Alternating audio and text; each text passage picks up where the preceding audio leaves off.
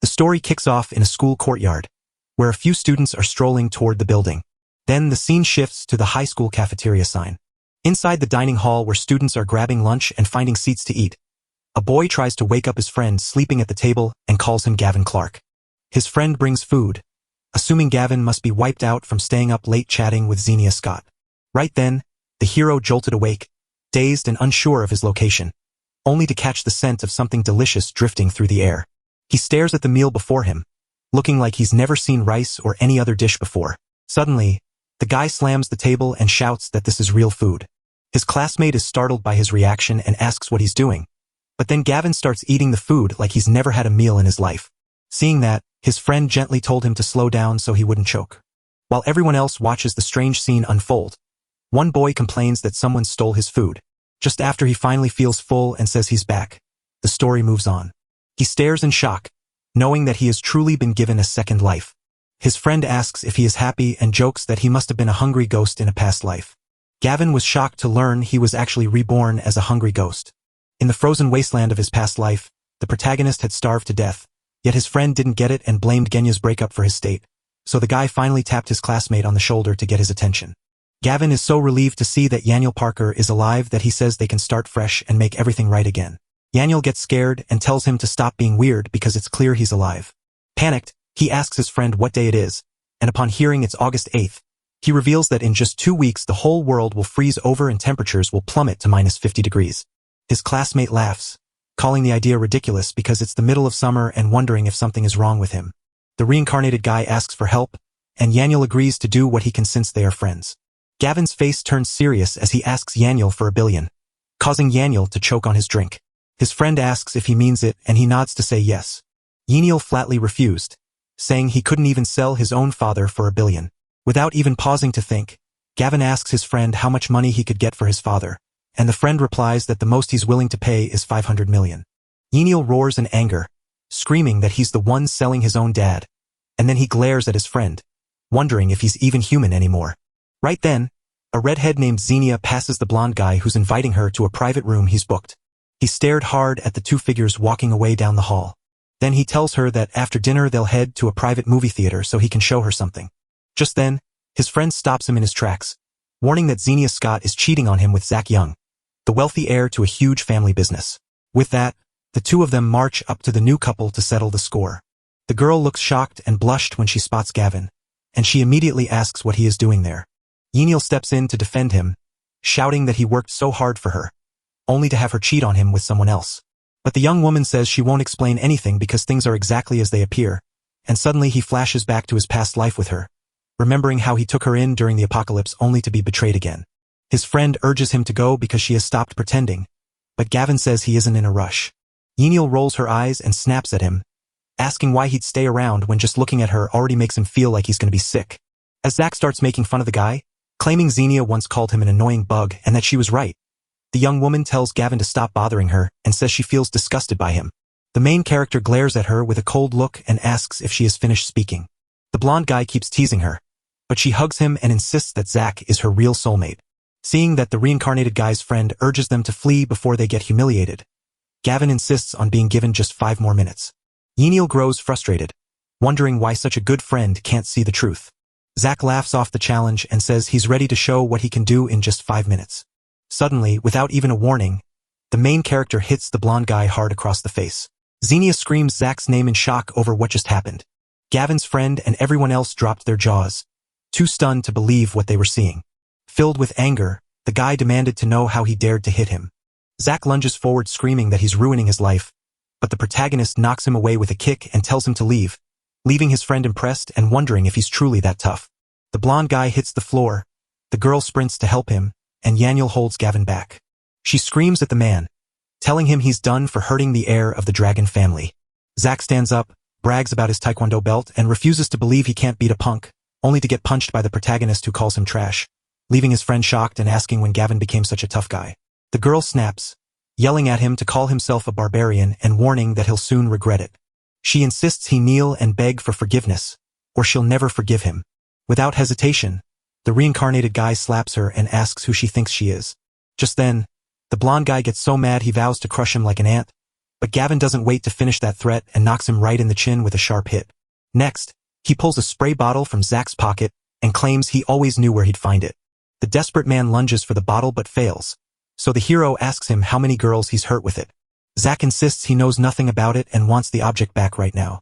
But Gavin sprays the liquid straight into his eyes, and he freezes in a panic. The blonde guy lets out a scream of pain, and Xenia rushes over to see what's wrong. He shoves her aside, yelling for her to stay back as he screams in desperate fear. His eyes turned red and bloodshot with rage, showing he had lost control. Suddenly, the guy snapped and seized the girl right in front of everyone. Then he starts tearing at her dress, and she freezes in sheer terror. She grabs his arm and begs him to wait, whispering that they are in the school cafeteria. Xenia screams for help, but he keeps pushing her around with no mercy. The hero then tells his stunned friend that the 5 minutes are over and they can finally leave. He says the spray drives people crazy, and since he just gave Zach a taste of it himself, his worried classmate asks about the police, only for Gavin to promise he won't get caught, because he's already used the spray on several girls. Not only is Zach a proud heir, but he is also coming after him personally to get even. Yaniel agrees that, given his personality, he'll handle this all on his own. As they step out of the cafeteria, his friend asks where they're going next. With a confident smile, the protagonist replies that he's going to sell the house. Soon enough, they reach the real estate office to sell the house. His classmate asks if he's really ready to sell the only home his parents left, and he says yes. With $3.1 million in his pocket, the guy is convinced he needs to stock up on every last supply just in case the end of the world comes. The realtor slides the papers across the counter and shrugs, wondering why he's in such a hurry when home prices are climbing so fast. Once the sale was done, Gavin told everyone they were heading to the next spot, and his friend asked what they would do next. With a bright, sure smile, the main character says it's finally time to spend every last bit of money they earned. Then they reach the huge supermarket to gather all the supplies they'll need for the coming chaos. He didn't waste a second asking the worker for 1,000 units of rice, flour, and oil. He also grabs every single can on the shelf and orders 10,000 of each kind. The market worker is totally stunned by the request and asks if he's really sure. The guy who was reborn is super sure about something, while Yaniel just jokes that maybe he's planning to open a grocery store. The young man asks if they deliver, and the lady reassures him that she'll handle everything, even unloading the items. With that, he turns to Yaniel and asks about the old warehouse his family once owned. The protagonist asks to borrow the shed, and he gives him an address, explaining that he still needs to buy more things. Right then, two girls notice them and start whispering that Xenia cheated on Gavin and that he probably can't afford anything there. He pays them no mind and heads straight to the electronics aisle, where he asks for 5 computers, 10 of each game console, and 10 televisions. He reasons that since they'll be stuck inside for most of the apocalypse, they need something to keep them entertained. The reborn man recalls how those two robbed him in his past life and left him frozen in the cold, barely alive. One of the men walks over and asks him to share a meal, since they are just strangers meeting for the first time. The hero nods to the invitation, tells Yaniel to carry the stuff back, and says he has a few things to take care of first. The two celebrate their victory by convincing themselves he's a fool and plotting to drag him to a fancy restaurant until his money runs dry. So the guy walks away with the two girls, saying he's starving and ready to eat. They step into the massive, fancy building where their chosen restaurant sits.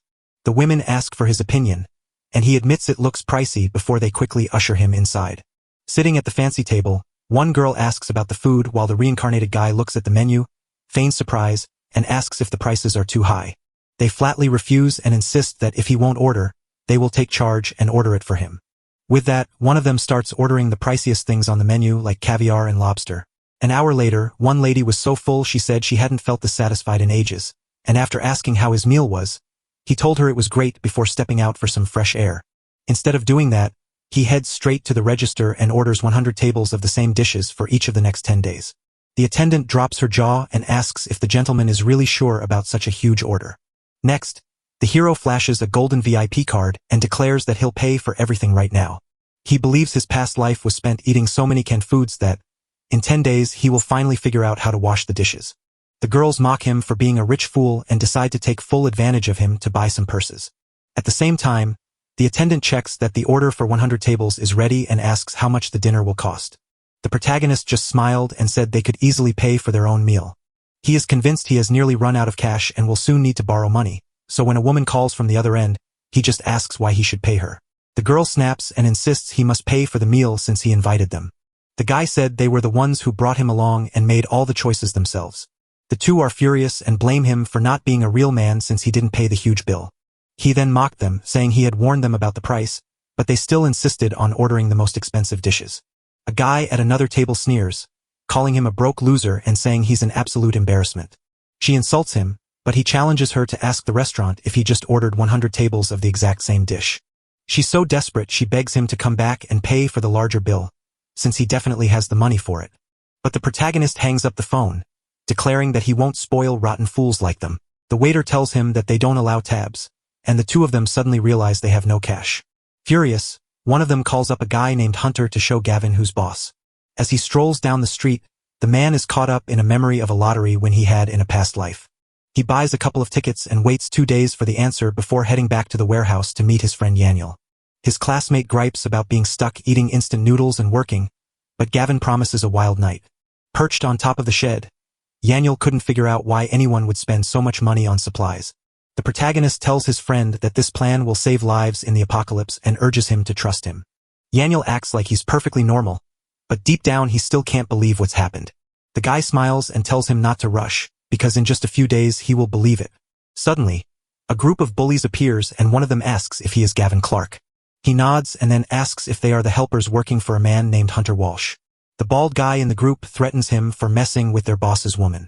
My friend looks terrified and warns they'll call the cops if anyone tries anything. The bully sneers at him, daring him to call because his fists will arrive before the police do. With a calm and steady voice, the protagonist tells his friend there's no need to call anyone. As the fight loomed, a henchman sneered at him as a coward and declared it all a waste, while they got ready to clash. Yaniel sees the danger and steps in to shield his friend by claiming his dad runs a huge company, which makes the bald stranger realize who the kid is and let him go since they only want Gavin Clark. Suddenly, the protagonist's classmate goes wild, screaming for him to run while frantically trying to hold the attackers back. The bully shoves him out of the way and charges at Gavin, shouting that he's going to split his head open for messing with Hunter. His friend, terrified by what might come, screams his name as he's reborn. The protagonist slips out of the hit with ease and mocks the attacker for being too slow and untrained. With a sudden move, he lands a hard kick on the bully, causing the boy to drop his bat. The bald man spits and stares in shock at the kid's surprising strength, completely unable to believe what just happened. Gavin snatched the bat off the ground and cracked it across the henchman's face. He jams the object into the man's mouth, leaving him helpless and writhing in agony.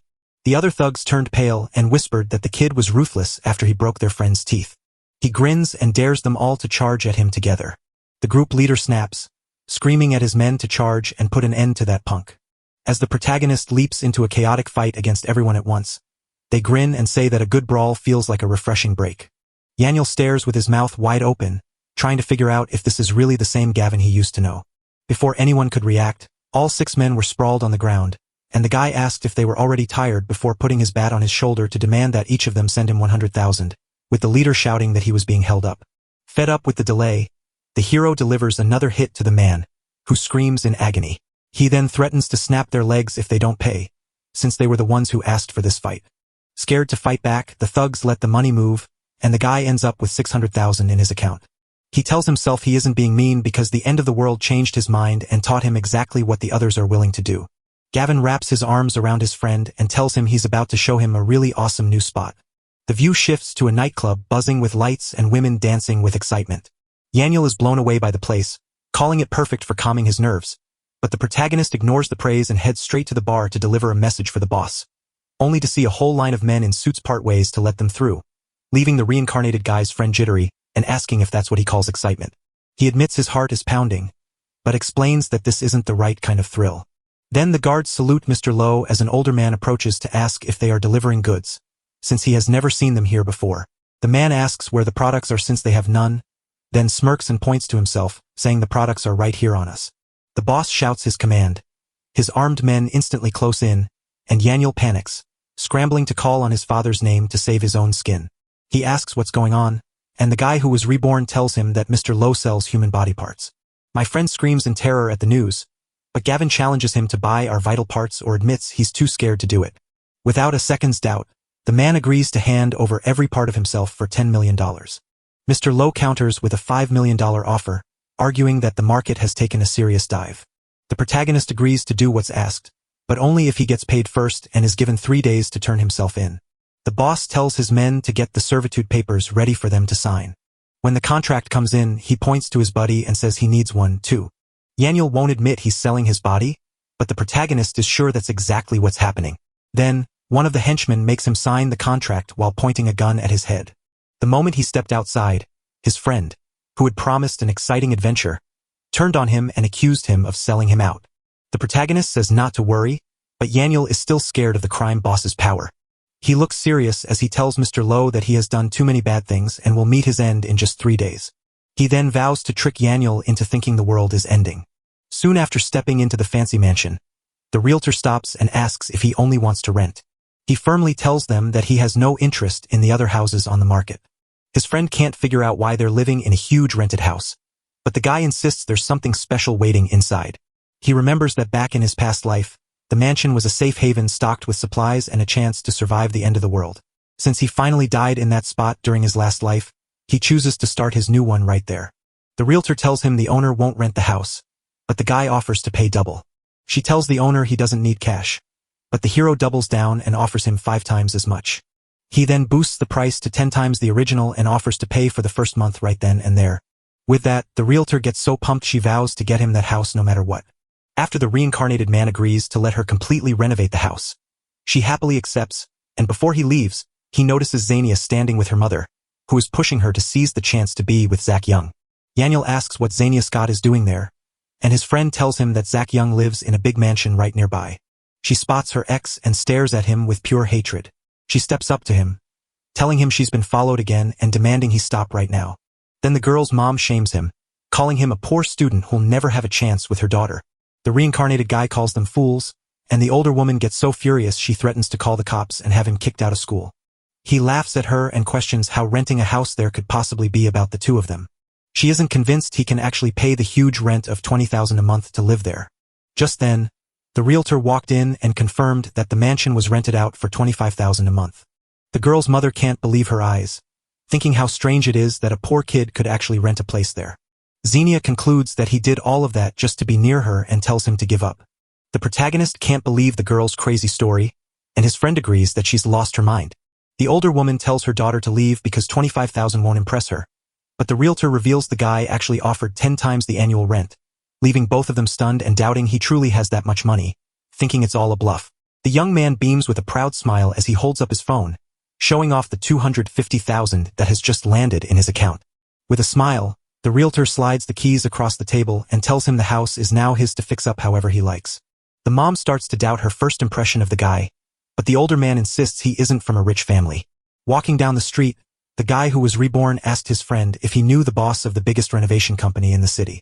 He then asks Yano to set up a meeting because he needs to remodel the place as soon as possible. The protagonist tells his friend to stop asking questions and just book the meeting, because he'll find out everything tonight. Soon, Yano confirms the meeting and explains that his dad had to use his special connections to finally book a time. The guy gives thanks and jokes that he'll send a truckload of instant noodles as a gift for his dad. He even says not to worry because his dad will soon be praising those noodles. Soon they reach the renovation company building, where the receptionist tells them to wait for the CEO. While Xenia and her mom manage the remodel Zach is funding, a receptionist checks in on the two young men, and an ex-girlfriend notices them, only to accuse him of stalking the renovation site and declare he has no hope of winning her back. The reincarnated guy is fed up with having to run after those two idiots again today. The young woman tells her mother that he has come to help fix things up, and Yen Yi will make fun of that. He ignores the two of them, turns to the receptionist, and tells her he has an appointment.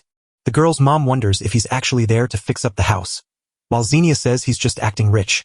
Right then, a man in a suit walked in and the receptionist welcomed him as Mr. Joe.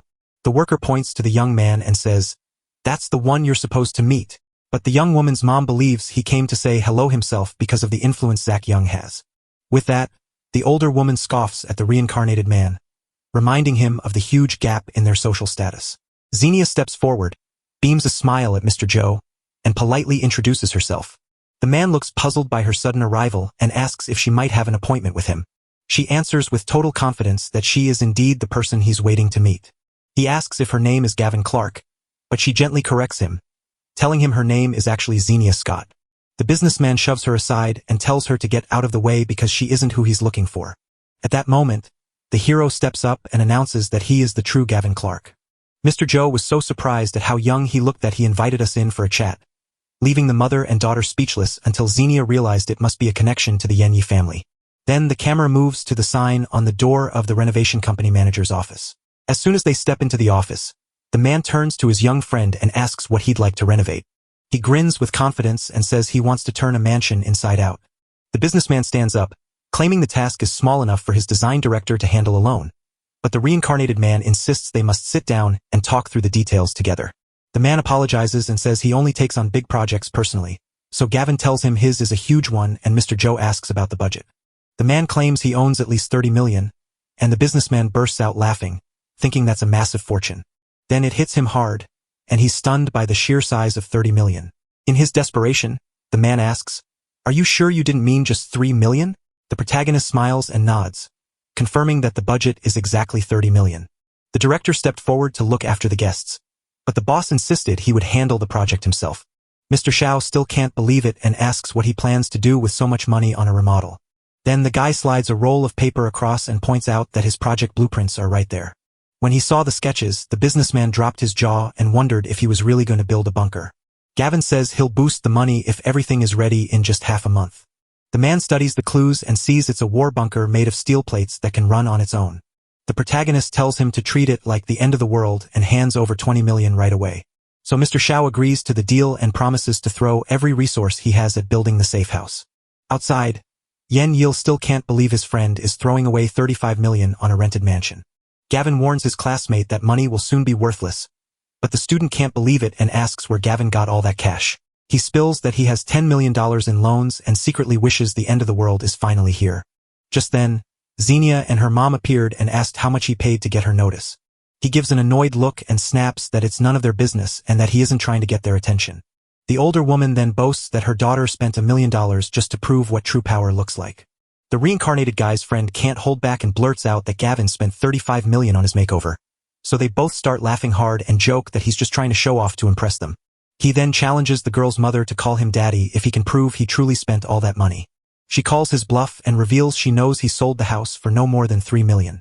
With a confident smile, the older woman takes the bet and promises to call him daddy if he can prove he's right. Just as we were ready, the receptionist popped out to tell us Mr. Clark left his contract behind.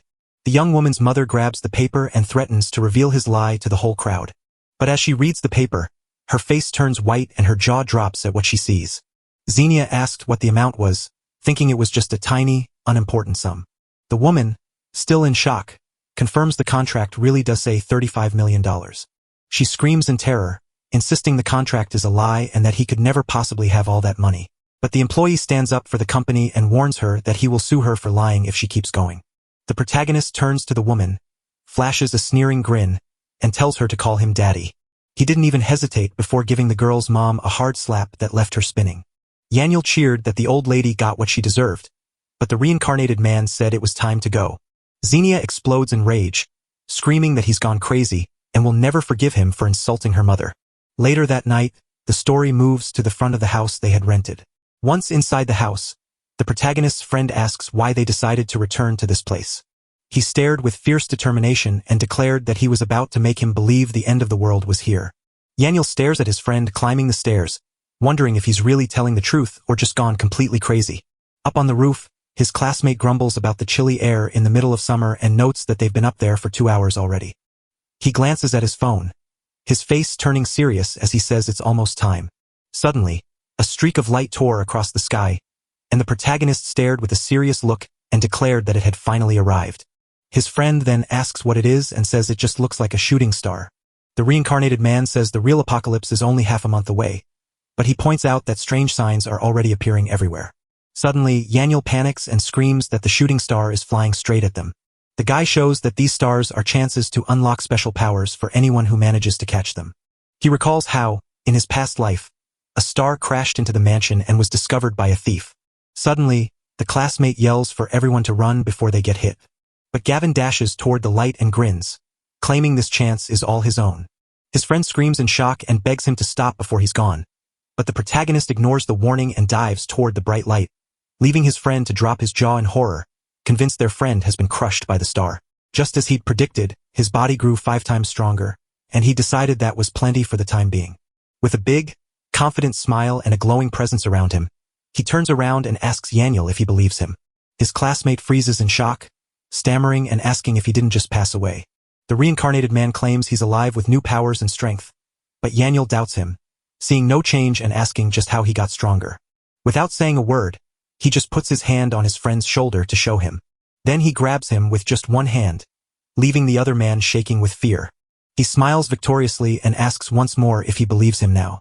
His friend shouts that a 198-pound man just like him was lifted by a single hand.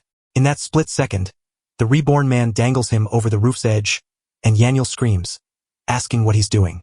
With a nasty smirk, the young guy just tells his friend to climb down from up there. Next, he tossed his classmate off the roof, and while the other boy screamed not to throw his life away, the protagonist leaped in and caught him before he hit the ground with a massive impact. Yaniel opens his eyes and lets out a breath of relief, happy to see he's okay and nothing bad happened. The guy asks again if he believes him, and Yaniel confirms it since he jumped from 33 feet and didn't die. Meanwhile, Xenia's mom in the house next door notices her staring so hard and asks what she sees.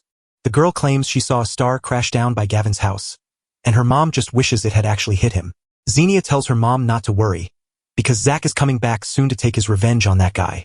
Just as they were relaxing, the doorbell rang and the old woman's face turned all grumpy again.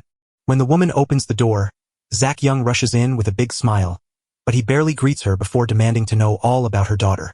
Suddenly, Xenia shows up in a pink dress with a sultry smile, pulling the blonde guy into a shower while her mother awkwardly reminds him she's still there, only for him to tell her to go boil some water.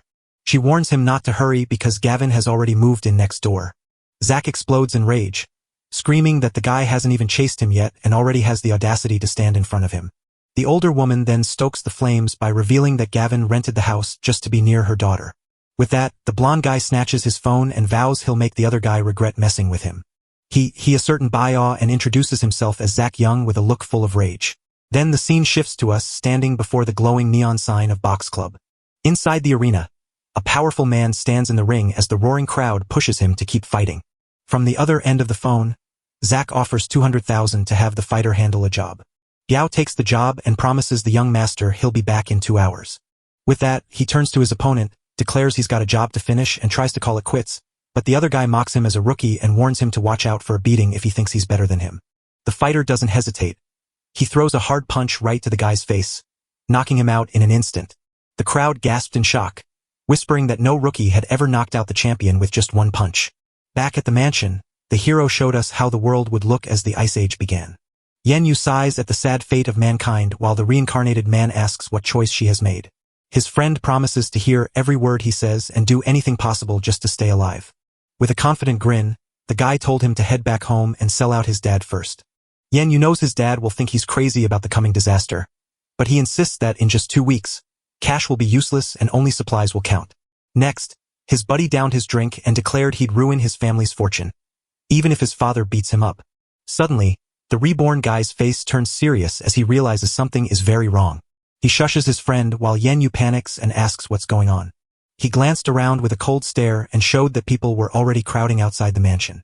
Just then, Biao and his crew circle the house, and the boss shouts for them to smash the door while one of his men raises a huge sledgehammer, ready to tear the entrance apart. With a nasty grin, the man readies himself to smash the mansion's door, but just before he can swing, the door bursts open and bonks him right in the face. The protagonist and his friend step up to the entrance, and the man there calmly asks who they are. Surprised to be seen, the fighter asks the young man if he is also a fighter. The reborn man locks eyes with him immediately and shouts out his full name, Duan Hubiao. With a confused look, the Mohawk man asks how the kid knows his name, only to remember that during the apocalypse, Biao was one of the few lucky ones who got powers while keeping some of his conscience. The fighter then claims Zack Young sent him and says he'll go easy if the kid lets him beat him up, but the protagonist just mocks him with a smile, says he won't make it hard either and tells him to get lost, which makes the man angry enough to lunge with a punch, only to be dodged easily by the reincarnated guy who closes his eyes and says the man was too slow. Biao stares in shock as the kid's lightning-fast reflexes leave him no time to react. Just then, the hero strikes with a sharp elbow to his chest. His shocked henchmen note that the boss who just knocked out the champ is now on the ground. But when the fighter grabs the man's arm and asks if he quits, the man just looks annoyed. Angry Biao screams that no one has ever been born who could make him surrender. But the protagonist doesn't even flinch before sending a hard kick to his face that knocks him out cold. With the man lying on the ground, the other guy walks over and looks down on him with an air of superiority to ask what he thinks. Even after losing, the fighter won't give up but admits he couldn't beat that kid. The young man insists that giving up would be boring and promises a way to save his sister. Biao is absolutely stunned and screams out, wondering how they could know his sister is sick. He tells her he knows her time is short and that he is working hard to pay for her cure. In his last moments of hope, the fighter asks if he can truly save his sister's life. The reborn man declares that he is the only one who can save her and that it is entirely up to him. Without a second of doubt, the man agrees to help by beating up Zach Young and leaving him bedridden for half a month to get his money. The fighter stared with a serious look, showing he had taken the young man's offer. He rises, his huge figure filling the room, and commands his brothers to follow him on the mission. One of the henchmen asks if he truly believes the kid, and Biao replies that the boy is his only hope. While Zach believes Gavin is safe in the hospital, he decides it's time to have some fun back at his own house. The scene shifts to the blonde man lying in bed with Xenia, who calls him terrible while grinning. Suddenly, loud bangs on the door crash through the quiet, and Zach is instantly fed up with the noise. The girl's mother rushes to the door, angrily complaining about someone daring to disturb the young master, only to be shoved aside by Biao and his men as she stares in shock at who they really are. Then the woman screams in anger because the man has no manners and broke into her home. Fed up, Biao slaps her hard and tells her to shut up forever. Right then, Zach and Xenia show up, and the blonde guy asks the fighter if he's finished the job. He then offered 200,000 for the payment and said he didn't need to make the trip himself. Instead of taking the cash, the mohawked man throws a hard punch straight into his stomach. The guy is so confused he asks if the fighter has lost his mind for hitting him. Biao just points at Zach and yells for his men to grab him right now. With that, the three men spring forward and start pounding the dragon group air without any mercy. The young boy lets out a scream, begging them to quit and warning that he will bring his family's power to crush them all. The fighter holds up his hand to stop the beating, but the heir stands up thinking he won and insists that daring to touch him was a mistake. But Biao exposes that Brother Clark commanded him to tie him upside down and keep beating him. The blonde guy sinks into despair and calls the fighter crazy as he gets lifted upside down by his feet. He then wonders if the brother named Clark is actually Gavin. With that weight hanging over him, he realizes he can only reach the 10 million he needs if the group gives him the okay. The guy with the mohawk then yells that he needs the 10 million moved right now to that account. Then we look at the phone screen, which shows that every last dollar has been moved. Back at the mansion, Yaniel tells everyone it's time for practical training, but his friend says no to the invitation. His classmate then mentions that the location is close to North New City, and the guy is instantly hooked. He shifts his mind and agrees to go since he was already planning to explore the place, just as his phone starts ringing. On the other end of the line, Biao tells him that Zach sent over the 10 million, and the young man confirms it right away. Suddenly, the reborn man remembers his lottery ticket and starts thinking about grabbing a few more supplies. When he checked the results, he was shocked to realize that even though he remembered the numbers correctly, he still hadn't won. He realizes that the tiny changes he makes will ripple outward, proving that the lottery director has already outsmarted him. He stares ahead with a serious look and knows he'll have to find a new way to get some cash. The next morning, the students piled onto a bus for their practical training and started complaining about life. Suddenly, the two girls from the restaurant spot him, and one of them asks how he dares to show up. With a proud grin, the hero replies and challenges him to explain why he wouldn't dare stand there. The woman in green scolds him for leaving without paying after they'd worked a whole month, but he looks down on her and says it has nothing to do with him. Hearing that, the girl shifts her tone to be alluring and offers to do whatever it takes if they just give her some money. The other guy approaches and offers to let them skip the dorm return if he pays 20,000. But the protagonist flips the script by asking them to lend him 40,000 first. Right then, a girl named Chi-Chi handed the guy a bottle of water, and he thanked her. He tosses the bottle to his thirsty friend without even thinking about it. The girl takes a step forward and tells him she heard about Xenia and hopes he gets over it. After being reborn, the guy smiled and said he's glad to finally see his ex's true colors. She offers to give him her money, but he refuses because he knows her family doesn't have much. As Yinyu watches the scene unfold and remarks that the girl is interested in him, his friend just tells him to keep quiet. A short while later, the bus finally pulls into the station, and everyone starts to get ready to step off. The supervisor steps up and tells the students that he is about to hand out internship spots to each of them. The students are whispering that there are 3 kinds of internships, and the one on the first floor is the worst one. With a clipboard in hand, the man calls out the names of everyone heading up to the 3rd floor. The 2 girls from the restaurant cheer for climbing to the 3rd floor thanks to the hunter, while Chi-Chi watches them with a serious look from far away. The two gold diggers whisper a plan to ruin the young woman, since she has no powerful friends in the city. The supervisor keeps reading the names for the second floor. Just when the friend was annoyed because his name wasn't called for the top floors, the man shocked everyone by announcing that the last 3 people would work on the first floor instead. The girl who gave the water feels sad and worries that her internship won't teach her anything useful.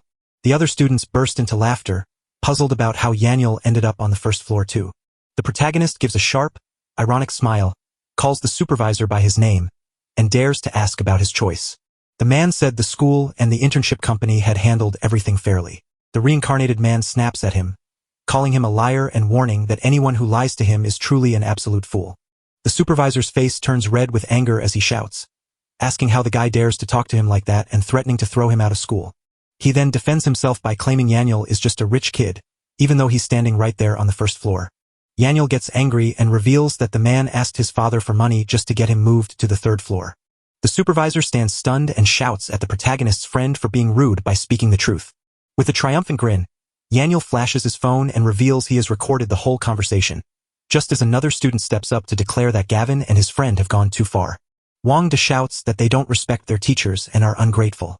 The 2 girls from the restaurant nod in agreement, insisting that folks like them shouldn't even be allowed to intern. The protagonist glares in annoyance and snaps at the busybody to scram immediately. Wangda screams that the guy has lost his mind after getting dumped by Xenia and calls him a simp. So fed up, the reincarnated guy slaps him twice and tells him to leave forever. The guy screams at the supervisor that Gavin has completely lost it from the pain, but the protagonist hits him with a powerful kick, knocking him to the floor once and for all. At that moment, the supervisor grabs him by the arm and demands he stop and apologize for everything right away. The young man then calls him teacher and slaps him hard across the face, leaving him unable to defend himself. Yanyul cheered happily, saying it was so satisfying to watch the man get beat up like that. The other students were stunned, whispering that he had the audacity to hit the school supervisor. The man, furious that he's fired and in big trouble, gets struck again by the guy who asks if he looks like he cares, sending him crashing to the floor. With both men out cold, he calls his friends and the girl to get out, leaving Yanyi worried about what they'll do with Chi-Chi now that they're on their own. The protagonist then turns to the young woman and invites her to join them rather than stay behind. 2 greedy men try to talk the boss into letting a girl come up to the 3rd floor with them. They warn the young woman that if she runs off with Gavin, she'll find herself unable to get a job after graduation. But she turns down the offer, and with a confident smile, the guy tells her to call if anything happens, warning her to be careful before saying it's time to get back to real business. Yanyi points out that this massive logistics park is the biggest in the province and holds a huge amount of goods. His friend asks if they're supposed to grab the supplies, and the protagonist says yes. His classmate says it can't be done because the spot is too safe for them to sneak into and steal anything. He smiles, spots a hiring sign, and says they'll take a look around the place.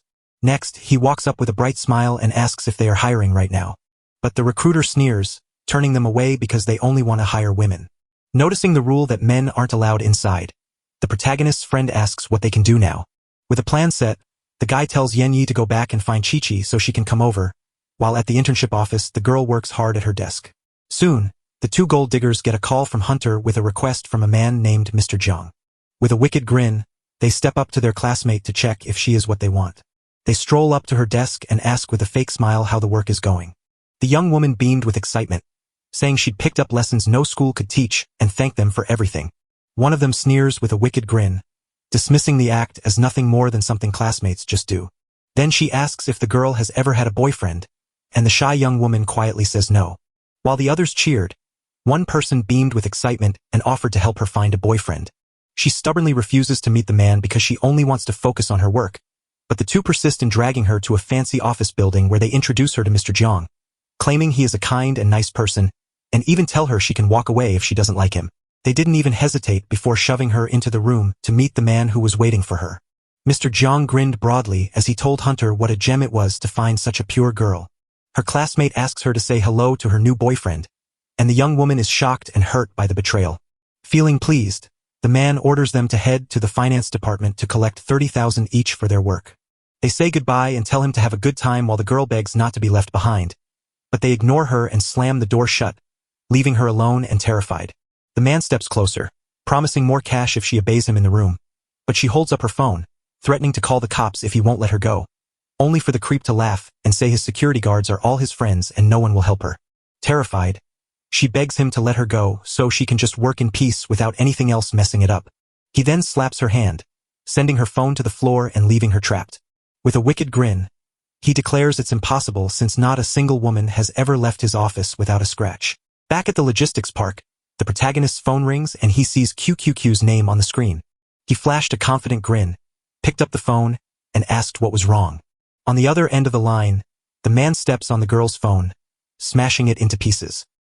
He laughs wickedly and tells her to take her fate because he loves inexperienced girls. But she snatches a potted plant and refuses to give in, declaring she'd rather disappear than submit. Suddenly the line goes dead, and the protagonist asks what's wrong, but gets no answer at all. Feeling worried that something happened to her, he decides he needs to head back to the internship right away. While the young woman throws the pot at the man, he dodges it, leaving her to tumble onto the floor. Furious, he wipes his head and scolds her for not knowing what's best for her. Next, he leaps in to strike her hard and shouts that he will make her regret being so brave. Back at the building, a security guard stops the two of them and asks what they are doing there. Yen Lu claims he hasn't recognized the young master, leaving the guard confused. So the reincarnated man, fed up, shoves the guard aside and orders him to clear the way. Then he turns to his friend and says, "We're going straight to the 3rd floor. That's where the girl is." The guard steps in to block their way, shouting that Mr. Jiang has ordered no one to disturb him. The protagonist tells a lie, claiming he is the man's father so he doesn't have to wait around for anything. The guard drops his jaw, stunned to think such a young man could be the boss's dad. Noticing trouble, he screams for more guards just as 2 gold diggers stroll out, laughing that Mr. Jiang is clearly having a great time. They then bump into the guy and are shocked, asking what he is doing there. One of them points to the boss's office and says their friend is inside. She warns him not to act recklessly because that powerful, well-connected man has everyone working for him. He ignores the warning, kicks the door with every bit of strength he has, and rips it wide open. Inside, the girl screams for help, but the man just gets annoyed and asks who let them in. The hero glares in anger and shouts at the fool to drop the girl right now. The man then threatens him, asking who he thinks he is and where he is. Instead of being scared, the guy just grabs the finger the creep was pointing at him. With a sudden twist, he snaps the man's finger, causing a scream of pain that makes him fall to his knees. The man screams for help and begs someone to call the building security. The guy who came back to life kicks him right in the face and demands he disappear forever. He steps up to the girl and asks if she's all right, and the young woman thanks him for saving her life. Just then, the building security rushed in, shouting angrily to see who was causing all the trouble. The man tells the guards to kill the 2 boys, so they rush forward to attack them. The 2 girls cheered, shouting that they deserved a beating for daring to defy Mr. Jiang. Just as they were about to act, a guard was slammed backward and knocked the 2 women to the ground, leaving them stunned to find all the security guards down and having no idea how it happened. Lying on the floor, the man panics and begs the protagonist to say what else he wants from him. He stared coldly and promised he'd never think about women again. Next, he lands a sharp kick right in the lower body, leaving his opponent writhing in pain. The young man spins around and walks off as the creep yells in pain on the office floor, while the reincarnated guy glares with an intimidating look at the 2 girls who betrayed him again. They plead for mercy and try to use their friendship and gender as a shield, but he doubts their treatment of a classmate before smacking one of them. Next, he slaps the other one, explaining that he leaves them alive only because they might still come in handy. He then calls his friends to leave, leaving the 2 of them on the floor with the man in agony. One of them tries to help Mr. Jiang by calling the police to arrest Gavin, but he flies into a rage, punches her, and orders her to take him to the hospital instead. As they travel, a man stops to find a guy named Jiang Beichuan and tells him to make a kid vanish. Once they're out in the open, the girl thanks you for pulling her out of that mess. He tells her they are classmates and then asks what she plans to do next. The young girl sighs, wondering how she can find work now that her internship is gone. With a warm smile, the guy offers her a job, leaving her surprised, so she happily agrees and he takes her back to the logistics park. They walked back to the hiring desk where the 2 men were still waiting for them. The girl asks him if he truly wants her to work there, and he says yes. She feels silly because her finance degree doesn't match the warehouse manager job, but he comforts her by saying every role matters and she can shine anywhere, so the recruiter urges them to decide right away before the offer closes. With a nudge from her friend, the young woman agrees and heads to the desk to sign up for the spot. He waved goodbye, told her to keep grinding, and promised they'd come visit in just a few days.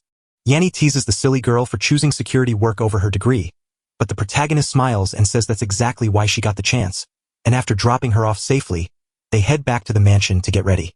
Suddenly, Someone presses a weapon against his head and shouts at him not to move. As he turned around, he saw it was Mr. Luo's men and immediately raised his hands to give up. One of the henchmen shouts that 3 days are done and that their bodies now belong to the boss. The reincarnated guy's friend asks if he's really coming along and warns they could win, but with a confident smile, the guy tells him to go ahead because the show is about to start. They piled into a van and were whisked away to a mysterious spot deep in the middle of nowhere. As they step out, Yaniel realizes they've ended up in an abandoned factory on the city's edge.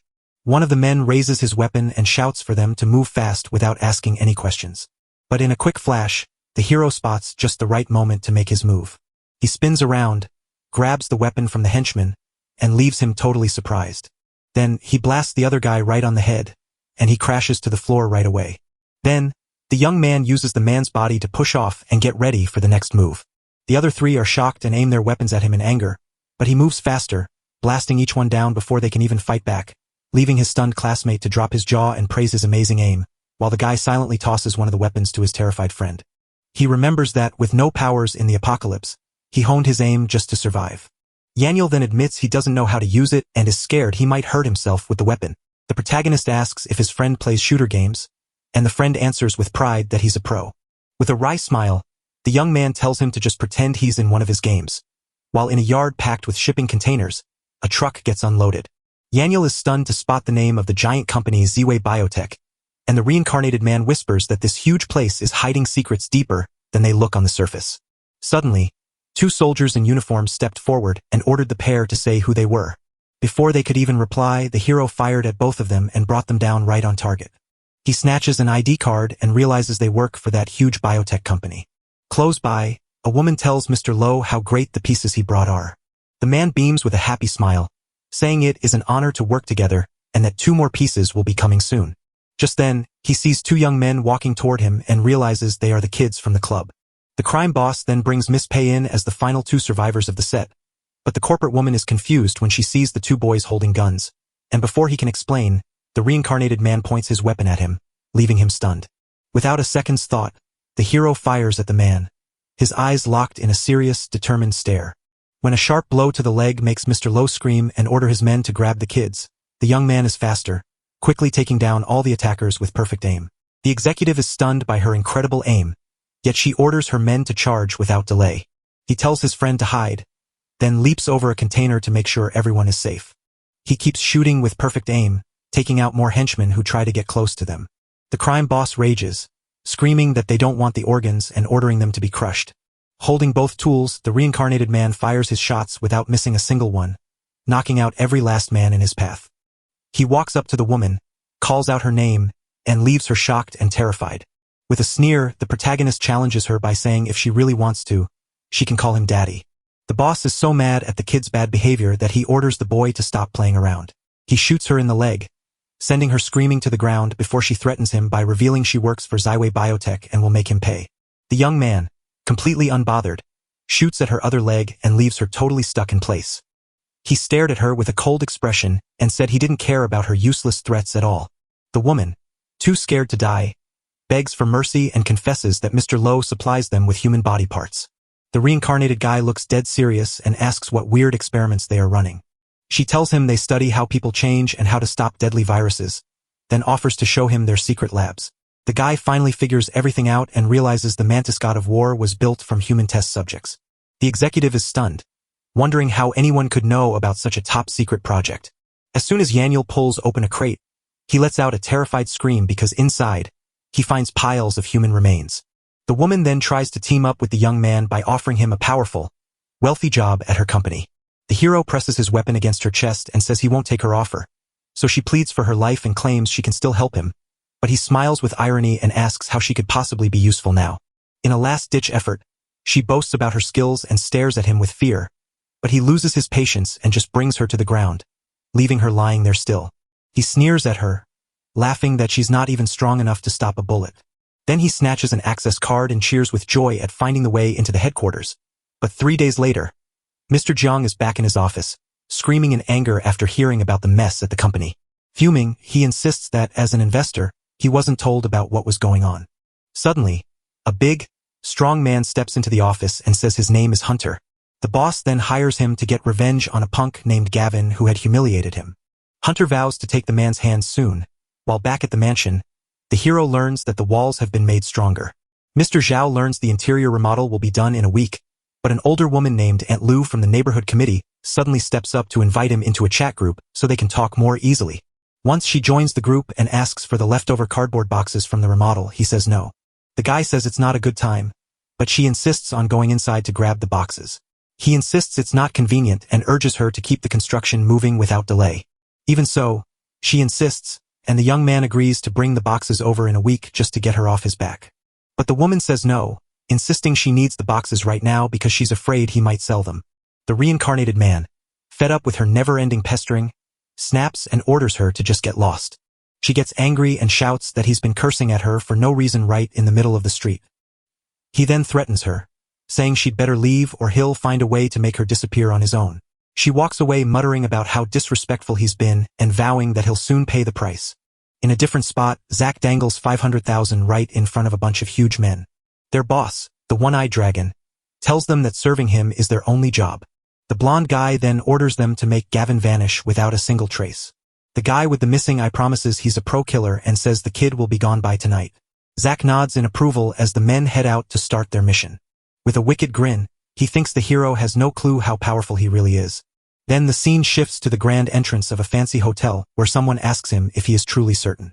One of the henchmen whispers that Gavin is hiding in the suite with a kid who has loads of money. One-eyed dragon warns everyone to stay sharp so they don't let the kid escape.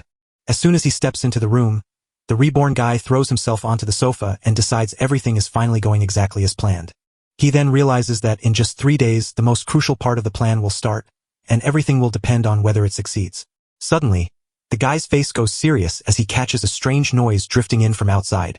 Suddenly, one of One-Eyed Dragon's goons crept down the hall with a weapon in his hand. The protagonist grinned at the irony that they were actually Zack's men, and decided it was fun to mess with them.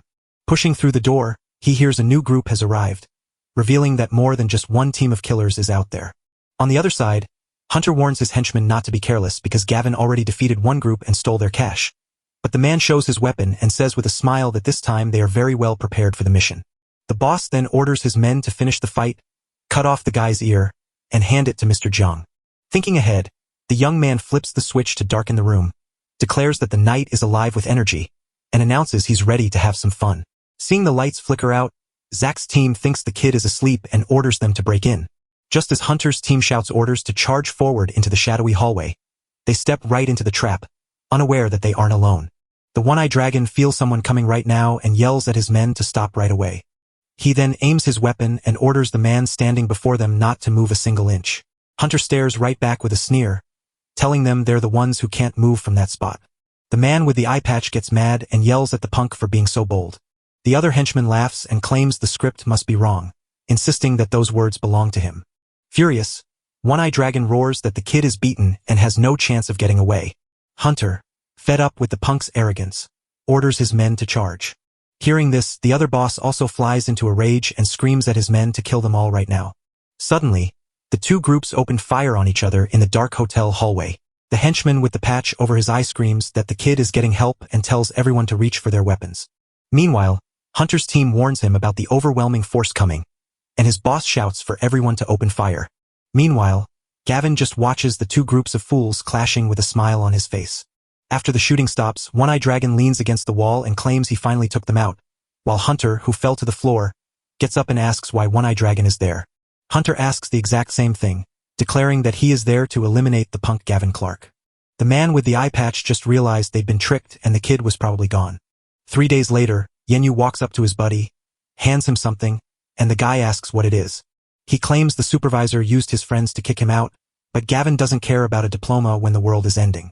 His classmate can't stand watching the supervisor brag about himself with that smug grin in the class chat group. With a confident smile, the hero declares that he knows just how to handle that fool. In the chat, the man announces the expulsion. A student cheers for him, and the supervisor mocks Gavin. The reborn man then snatched up his phone, staring back at the taunts with a dead serious face. Without a second thought, the guy fires off a sticker and insults him in front of the whole crowd. Then the supervisor explodes and calls him a loser in the group. But Gavin just reveals he's cheating on the principal's wife and tells them where they're meeting, leaving Yenyu stunned and begging to know how his friend found out. The protagonist finally tells us that back during the apocalypse, the supervisor admitted everything while they were stuck in the school. Panicking, the man orders the admin to delete the group and threatens anyone who leaks the story, but the reincarnated guy's friend just laughs and says he's freaking out before posting it all on the school forum. With that, the guy tells him they need to leave for important business, so Yenyu asks what it is. Gavin worries his dad still won't believe it, and his friend warns that he's just one step away from getting him committed. The young man promises that once their mission is done, he and his friend will travel together to show his dad the truth. Then the story moves us to a crowded city street at night, where tall buildings block the sky and narrow roads wind through the darkness. As soon as Yenyu arrives, he can't help but wonder what's in store, and right then the protagonist shouts that they've made it. His friend glanced at the house and said, "That's pretty rich for this neighborhood." Inside, a man shouts in anger because he has run out of drinks again. We watch the man drink from bottles while a little girl sits trapped in a cage. The man stares at the girl trapped in the small metal cage with a look of pure anger. He then hurls the bottle at the cage and warns her to stop staring, or he will rip out her eyes. The man grumbled that the diary was too tiny, so he decided to sell the house to get more cash. With a wicked grin, he decides to sell the little girl first just so he can buy more booze. Next, he yanks her hair and drags her out of the cage with all his strength. He warns her that if she doesn't listen, she'll end up just like her mom who vanished. In a brave move, the little girl bites the man's hand so hard he gets furious and raises his hand to hit her, saying she is going to join her mother. But just as he is about to strike, the door bursts open and bangs right into his face. As the two men stepped up to the house, their faces were set with a quiet, determined resolve. The man asks who they are, but the guy replies in a threatening voice, asking exactly what the man thinks. The protagonist recalls that this man, Fengqiu, is a scumbag who stole the hyperspace ability to become a hero. But he turned on the government, stole the supplies, and caused 1 million deaths, while Fengqiu himself ended up frozen by an ice demon and the supplies disappeared with him. Gavin is shocked to see a little girl there, since she doesn't look like anyone from his past. The man thinks they are kidnappers, so he tries to sell the girl by saying she looks just like her pretty mom. At that moment, Yen Neil flies into a rage, shouting that the other man is a beast, but he remains completely confused by the insult. His friend then shouts that he is a monster, saying he is even worse than a pig or a dog. The man explodes in rage and demands to know how a human trafficker has the nerve to be so arrogant. Yen Neil shakes his head, refusing to accept the claim and asking how anyone could think he is a trafficker. The man, fed up with the trouble, warns him that he'll crack his skull open. Before he could act, Yen Neil fired a blast at his groin, leaving him writhing in agony. So the hero told his friend that his shot was improving every single day. Lying on the floor with a bleeding leg, the man frantically asks who they are. Yen Neil holds his weapon tight, declaring that a scumbag like him will not escape justice. Just then, the little girl snatched the bottle and smashed it hard against the man's head with every ounce of her strength. The two friends stood frozen and speechless, staring in shock at what the girl had just done. Holding his head in pain, the man gets furious and demands to know how a brat dares to hit him. She doesn't even pause before swinging the broken bottle at him one more time, her eyes burning with pure hate. He jumps up, vowing to skin her alive for the nerve to attack him like that. Holding the broken bottle, the girl stares with fury in her eyes, ready to strike again. Yaniel tries to stop her, but the protagonist tells him to leave her alone, and she keeps attacking. The guy believes she's holding back deep anger and thinks stopping her now will ruin her life. The little girl clutches a smashed, messy bottle, and the air feels heavy and sad. After the attack, the man lies on the floor while the girl watches him gasp for air. The reincarnated guy's friend panics and claims it's all over, but Gavin just says he got what he deserved. The main character mentions that the moment is nearly here and tells Yaniel to lead the girl to get clean. Up on the roof, the young man watches a shower of meteors fall from the night sky. With a confident smile, he declares that the ultimate chance has arrived before the world ends. The man spreads his arms wide to catch the light and soak up all its power. With a glowing aura swirling around him, he grins and shouts, "I did it!" Floating in the vast, empty space, he's shocked to find it so huge and holds endless supplies. Suddenly, a weird sound from the street breaks his thoughts while he's up on the roof. He looks down and freezes, shocked to see a police car sitting right in front of the house. Down below, a man tells the cops that Feng Ku sent him there to sell him a girl, and with that, the officer orders his men to get ready to raid the place. Suddenly, the little girl is all clean in her new clothes, and Yaniel tells his friend she's actually cute, but his classmate screams that the police are outside and they still have the weapons and the body. The protagonist tells him not to worry, explaining that they used to have to run, but not anymore, and with just a simple gesture, He makes Fengku's body disappear, leaving his friend completely shocked. Suddenly, the police kicked the door open and shouted for everyone to give up right now without fighting back. The officer raises his gun and demands to know which one of them is Fengku. The man points to the three people and says they aren't the guy they want because he's not around, which makes the cop angry and leads him to ask why the two young men are in that house. Gavin beamed with a friendly smile as he introduced himself as the girl's distant cousin who had just come to visit her. Yenyu quickly blurts out that he's just his classmate tagging along to keep him company. The officer leans in with a gentle smile and a soft voice, asking the little girl her name, and she whispers back, Sishi. The man points at the hero and asks the little girl if she truly knows him. She immediately confirms that he is her cousin, noting that her mother had already mentioned him. With that, the police officer walks away, telling them to call him if they hear anything about Fengku. Yenyu sighs with relief, shouting that they finally made it through and can head home. The little girl walks up to the protagonist's friend, staring at him with curiosity, while her classmate recalls her and wonders what will happen to Sishi now that the man is gone. The guy who was reborn looks at the little girl and asks if she wants to come on the adventure with them. The little girl's bright eyes give a quick nod that she wants to join the two boys, and while Yenyu is happy to take her, Gavin warns that he doesn't like free riders and she'll have to earn her place. He grins and then asks the little one if she knows how to make instant noodles. The little girl beamed a huge smile and shouted that she knows exactly how to make that dish. Feeling content, the protagonist declares they'll all head out together, and the three of them step outside the house. Yenyu declares he's hungry and invites him to eat, while the guy asks Sishi if she can handle spicy food. Just 3 days before the end of the world, they pulled up to his friend's huge mansion, where he finally admitted he was terrified. But Gavin says not to worry, because they have to convince his father no matter what. After his dad yells at them to scram for their nonsense and kicks them out while sipping tea, the boy snaps with his power and makes the dad's tea cup vanish right before his eyes. His friend's father was startled, wondering just how his drink had vanished into thin air. With a grin, the young man admits he's the one who did it, showing off the superpower he's always been talking about.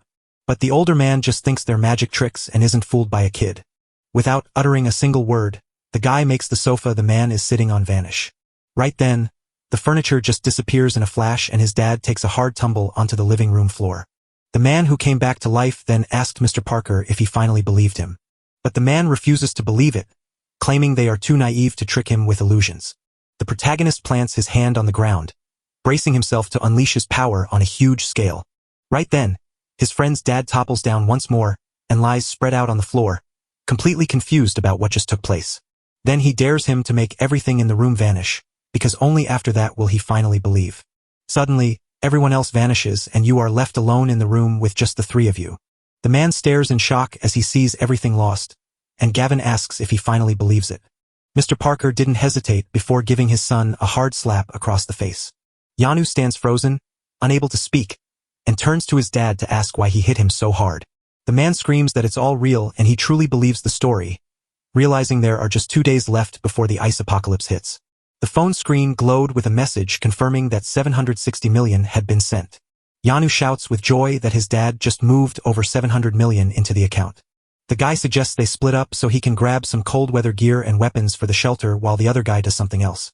Next, the front of the rented mansion stands freshly remodeled, and Mr. Jia tells the young man that the work is done and asks if he is happy with the result. The protagonist smiles and says he's really happy and thanks him for the hard work. The man said that with enough supplies you could live out there until the very end. He shakes the man's hand and promises to send the last payment as soon as he can. Just before he walks away, the main character pulls him aside to share a crucial warning. He stares him down seriously and tells him to stay inside for 2 days and grab lots of supplies. The businessman asks if a typhoon is coming, and the young man confirms it is a rare storm that only strikes once every 100 years. Tired to his toes, the man agrees to listen just to get a few days of rest. So a short while later, when supply trucks roll up to the restored mansion, Yandel makes a grand return to reveal he's brought back the finest and most expensive treasures, laughing as he invites everyone to bring everything inside since he has a magical space to hold it all. A neighbor and her grandson watch the scene, wondering if they are about to open a grocery store. After spotting a box full of candy nearby, the little boy asks his grandma for a lollipop. Without even a second thought, the woman reaches down and pulls him up onto the boxes so he can grab what he needs. Just then, the protagonist's friend bursts in, looking panicked and complaining that he's already run out of money even though he hasn't spent 100 million yet. Gavin hands over the addresses for a few barns and tells him to buy all the grain, hoping to stop the villains from stealing it again just like they did in his past life. One delivery guy warns that a woman won't let them take the last crossbows, while her grandson screams he wants to eat his lollipop now and she tells him to wait. The main character steps up and asks the woman why she's just standing there. After her grandson bought so many things, she asked for a lollipop for him since he wouldn't mind. He gives a cold stare and says with total certainty that he minds very much. She calls him stingy, but offers to own the boxes as an apology. So fed up with it all, the young man just tells the woman to go get lost and leave. She snaps and declares that as deputy director of the neighborhood committee she can take anything she wants, but her grandson doesn't wait and jumps onto the box to snatch the lollipop, shouting that he's won. Fuming with rage, the reincarnated man snaps at the woman and demands she move her grandson away from the boxes immediately. The boy won't come down, declaring that he will destroy the villain in the name of the monsters. At last, the protagonist snaps and screams for the brat to get down, causing the woman to panic and scramble backward as she spots the bug he threw at her. She was startled when her grandson lost his balance and tumbled off the box right onto the ground.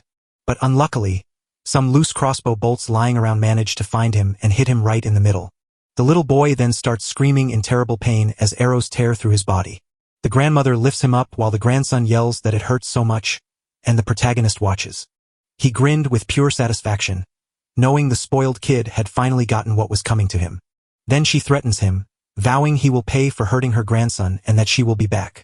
From a distance, two girls chat excitedly about the huge pile of supplies Gavin is buying, with one of them wondering what he could possibly be getting so many things for all at once. Xenia's best friend, the other guy, is convinced he's lost his mind buying everything while the heat wave is raging. The redhead orders them to get out so Zach can take the guy, and the two of them head straight to the salon. With only one day left until the end of the world, Yaniel throws a party because he used up his last bit of cash to build 5 barns. The guy who came back to life suggests they meet with Yuchua first before going to gather all the grain. When she arrives, the girl greets him, and he asks how things have been at the park. She says she got the promotion and that everything is fine, but asks how much longer she has to stay, and the man tells her she can leave tomorrow, so she decides to quit right away. He holds her back and asks for one final favor before she goes. The young man stares hard at her and asks her to grab the warehouse keys for tonight. The girl stares in shock, asking why he is there in the middle of the night, while her confused face shows she still doesn't get his plan. The guy insists he'll explain later but orders her to wait for him at the warehouse and not tell a soul, which makes her wonder what he's really up to, until a newcomer arrives to say the food is ready, only for the protagonist's classmate to shut him down and take the keys to the other barns. So the moment the stranger leaves, Yaniel realizes they're alone and it's time to begin, where the reincarnated guy simply uses his power to start gathering all the crates. Yaniel drops his jaw when he watches the whole mountain of food vanish in a blink. The guy says that inside hyperspace, everything stays just as it was, like perfectly fresh noodles sitting in their bowl. His friend wonders if time stops at 0 inside, and the protagonist promises to check on it later. Suddenly, the man from earlier comes back to grab something he forgot and catches them in the middle of it. When the man looks into the empty warehouse, he turns so pale and drops his jaw that he can't believe what he's seeing. He wonders if his eyes are playing tricks on him as a mountain of food disappears in the blink of an eye. So later that night, he shows up at the logistics park warehouse and knocks on the door to get in. The girl flings open the door, looking sheepish to see him standing there, and blurts out that he finally made it. He warns her that what he is about to do will shock her, yet she cannot make a single sound. He gave her a serious look and asked if she was ready to go, since he was about to start. The young girl nods nervously, her face turning red and her hands tightly clasped over her chest. Then the young man shakes her out of it, asking why she just stands there and telling her to follow him. So the two of them walked side by side down the dark warehouse aisle, with tall shelves lining them on both sides. Standing before a towering pile of boxes filled with supplies, he realizes his resources will soon be endless, so he powers up. Suddenly, a bright blue light fills the whole warehouse while a loud, weird noise shakes the air. The reincarnated guy's classmate dropped her jaw in shock, wondering what on earth was going on.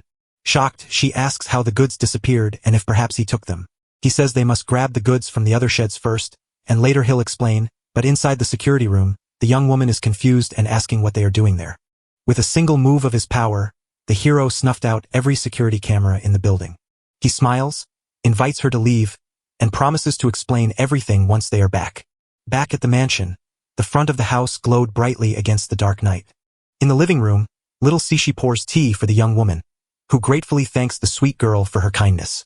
Once the girl finishes the story, she swears it's true, leaving her friend totally shocked. With a smile, Yenyu tells how she trusts Gavin without any doubt. He tells everyone the world ends tomorrow, so right now nobody steps outside. However, The young girl insists she needs to run a quick errand, so he tells her to make sure she's back before noon. By the next morning, the clock hits 0 and a man apologizes to the young master. The one-eyed dragon says they bumped into another team and got caught in a friendly fire mess.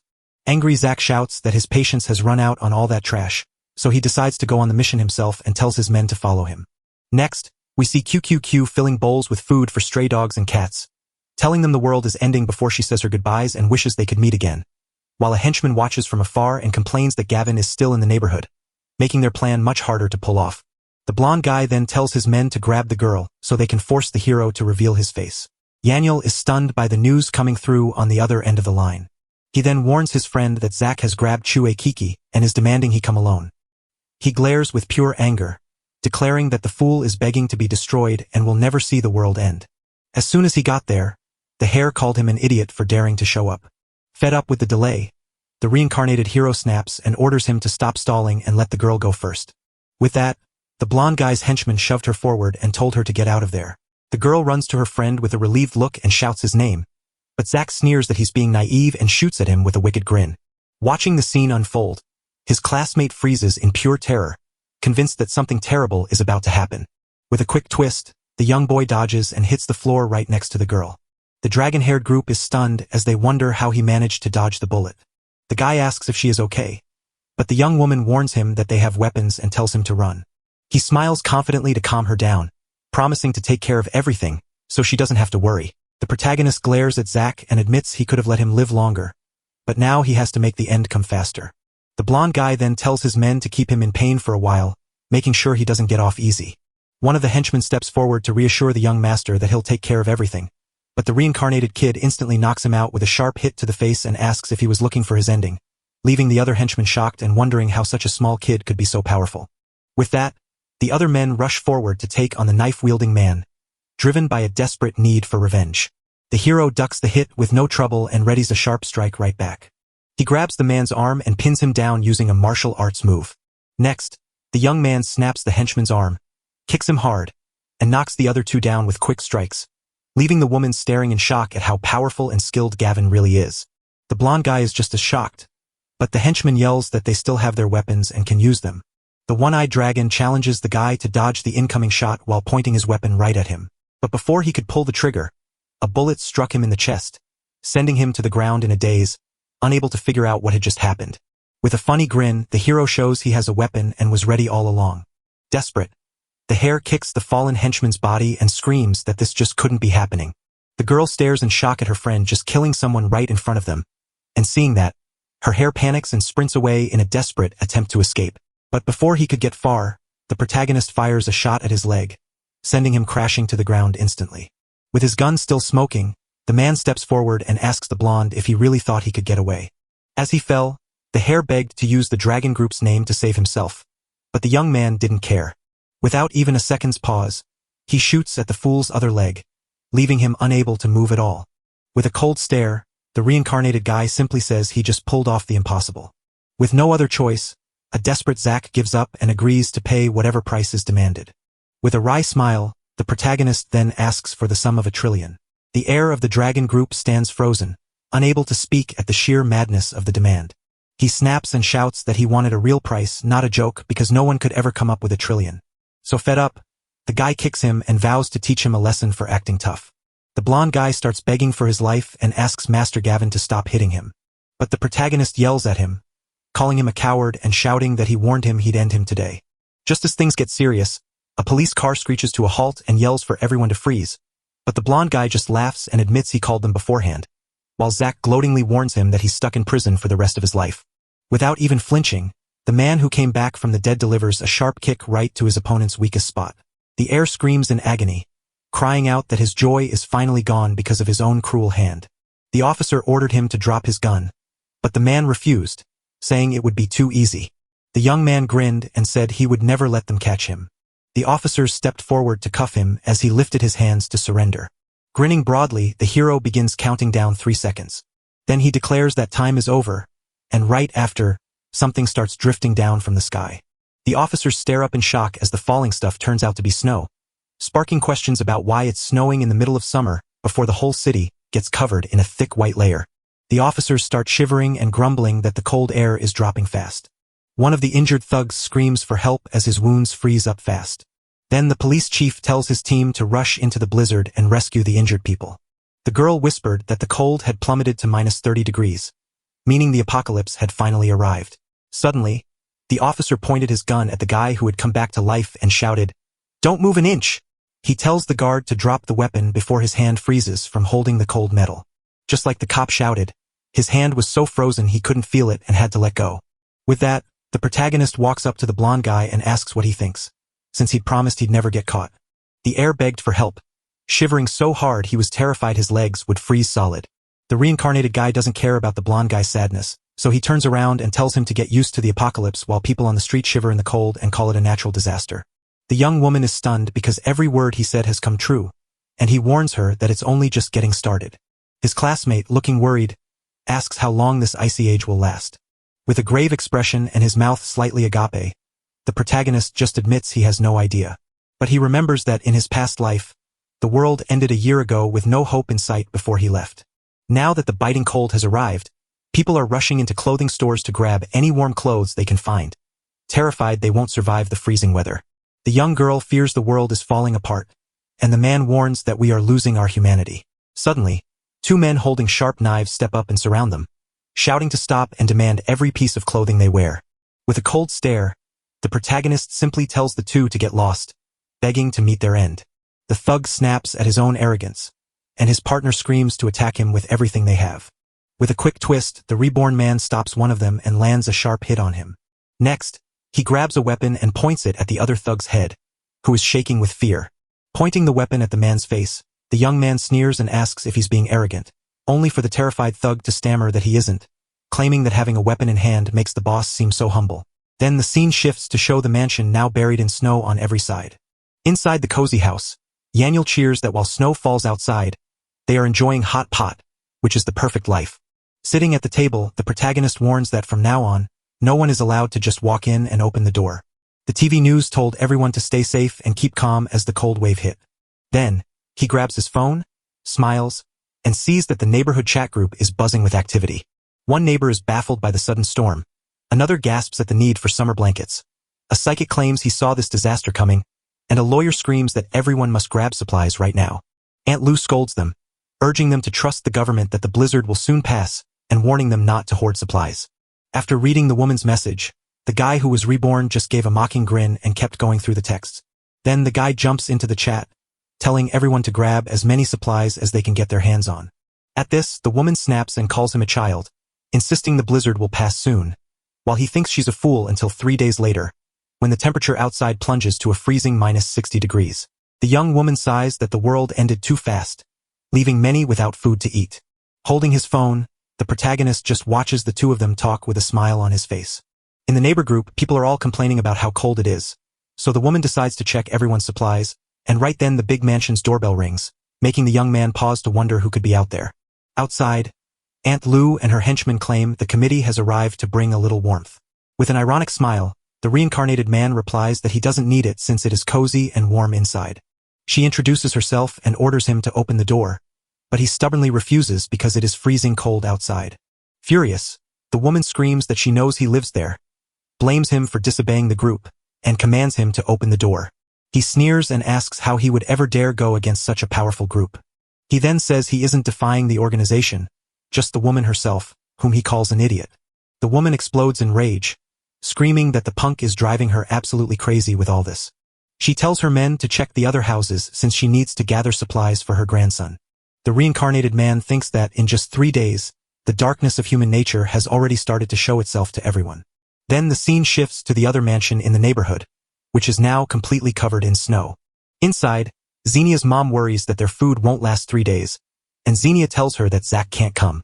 With desperation filling her heart, the woman wonders what they can do, but the redhead reassures her that they still have money to buy supplies. In the chat, the young woman quickly sells her few supplies for crazy high prices and finally gets a deal done. With a wicked grin, the hero thought she wasn't so dumb after all, knowing just enough to hide a little food. He then thinks that in a few days those people will wish they hadn't sold their supplies. The scene shifts to reveal that 3 more days have slipped by since the ice apocalypse began. Inside the freezing house, A group of shivering people groan about the -70 degrees temperature. And when one girl asks Hunter what to do now that their food is gone, she fears they won't make it.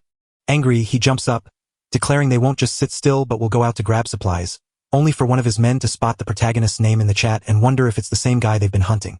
The girl knows it's him and can't believe he lives right next door. Hunter grins with evil satisfaction and tells his men to tell the punk to bring them food. Back at the mansion, the protagonist trains up little Sishi and tells her to hang in there for just half an hour. Little 60 smiles confidently and promises she will definitely pass the training she was given. Yanel is so impressed by the girl that he decides he needs to start training too, because everything has changed. The protagonist shares his special training method, promising that if they begin right now, he will soon lead everyone else. Shortly after the reincarnated guy's friend could take it no longer, they suddenly crumbled to the floor. Lying on the ground, he grumbles that the workout wiped him out and insists on eating a lobster to feel better. All of a sudden, the young man's phone buzzed in his hand, telling him he had a new message. The note warns that if Gavin wants to stay safe, he'd better bring food because their boss is Hunter. With a mocking grin, the guy who came back to life doesn't seem to care about the danger at all. Without missing a beat, the guy texts back and bluntly calls them idiots. He believes Hunter never lived there in the past life and that the timeline has shifted a bit. Over at the other house, a henchman asks the boss if Gavin has sent back a reply to the message yet. The guy snatched up his phone to say he had a reply, and Hunter asked what the kid said. The henchman called him an idiot, so Hunter spat out his drink in pure rage. Furious, the man screams that the guy asked for this and tells his brothers to grab their weapons. We're back at the front of the hero's mansion, where snow covers everything in a thick white blanket. Xenia's mom worries the food is running out, but her daughter insists Zach is getting better and will come back to finish off Gavin. She realizes he stocked up on supplies before the world ended. The redhead nods and recalls how dozens of trucks used to unload stuff at his house. The mother asks if he knew about the disaster, but Xenia replies that not even the officials saw it coming. The older woman grinned wickedly and told Zach that if he didn't show up, they wouldn't waste the supplies. The girl reassures her mother not to worry, knowing that the way she handles him will convince him to bring everything over. As Hunter and his team reach the mansion to break in, Yanel spots someone outside through the security monitor and warns them. With a grin, the guy who was reborn tells everyone not to freak out, explaining that it's just Hunter and his team. Out in the rain, the group's leader is shouting for the guy to swing the door open right now so they can all get inside. With his arms crossed, the young man speaks quietly to tell them they aren't welcome and to leave. The man raged, threatening to smash the door down and declaring that it would be too late for him to beg for mercy. Then the protagonist admits his mouth is filthy and offers to wash it out for the man. With a quick press on the button, he shoots a blast of freezing water at the group, causing them to scream from the cold. Hunter screams at his frozen henchmen to smash down the door, but they beg to stay warm instead. Because of that, Hunter's group freezes solid, but the boss promises that the guy will still have to pay for it. Watching the scene on the screen, Yanil bursts into laughter and tells the fools to stand their ground until the very last second. The hero tells his friend that 7 days have gone by and they're leaving today, which leaves his buddy confused. He grins with confidence and shows that it's nearly time for more meteors to fall from the sky. As Yanil cheered at the bright meteor shower, his friend's phone suddenly buzzed with a text. He gets annoyed when his ex-girlfriend texts him to talk, so when his classmate snatches the phone and throws it back, he yells that she's an idiot and should just talk to a wall. In the other house, the girl's mom asks if the guy has texted back yet. The redhead waves you off, insisting not to worry because he's probably just thrilled and will text back for sure. Half an hour later, she is still staring at her screen and realizes he hasn't replied to any of her messages. The young woman gets annoyed and wonders why that fool still hasn't replied after so long. While Hunter and his team freeze from the biting cold, the boss grumbles that he barely made it back alive. He yells in rage that next time he'll kick the door open and hurl him naked into the snow to freeze. 2 hours tick by, and Xenia's mother asks once more, only for her daughter to shout that he still hasn't answered. The older woman tells him to keep his pride, and the girl chooses to send a voice message instead. She uses a sultry tone to ask how he's doing and if the weather has changed much in his place. Then the voice memo pops onto his phone, and he stares at the screen with rapt attention. With a smug grin, he thinks she's just faking it, so he plays along just to kill time. He didn't pause to think, sending back a voice note and asking if she's missing daddy. The redhead is convinced nothing has changed, but his mom is urging her to speed up and ask him for a bite to eat. But the moment they heard the message, they were totally stunned by what he said. Furious, the girl hurls her phone to the floor and screams that the kid is an absolute scoundrel. While in the group chat, Aunt Lou announces she'll collect the extra food to give to the community. The reborn man thinks she's trying to scam everyone, but he doubts many will fall for the trap. Lou tells his friend the mansion is now pitch black, and the protagonist says it's time to get the two girls ready to leave. He thinks that since he can't predict where the meteorite will crash, gathering more people is the only way to make sure someone finds it. For the first time since the world ended, the four of them step outside and shiver, complaining about how freezing it has become. The young man warns that 2 meteors are coming down, so everyone needs to dive the moment they see one. Not far away, a man shouts into a loud horn to tell everyone that the group is collecting food and tools for the whole neighborhood. Aunt Lou tells us the food they took is already gone, and she needs more for her very hungry grandson. My friend frowned at the woman and muttered that she had absolutely no shame. Suddenly, one of her henchmen points out the reincarnated guy as the Gavin kid, and the woman grins evilly, thrilled that they finally caught him after he refused to open his door earlier. So her group rushes to surround them while Aunt Lou yells for the protagonist to stop right there. The young man keeps his face calm and gentle while quietly asking if anything is wrong.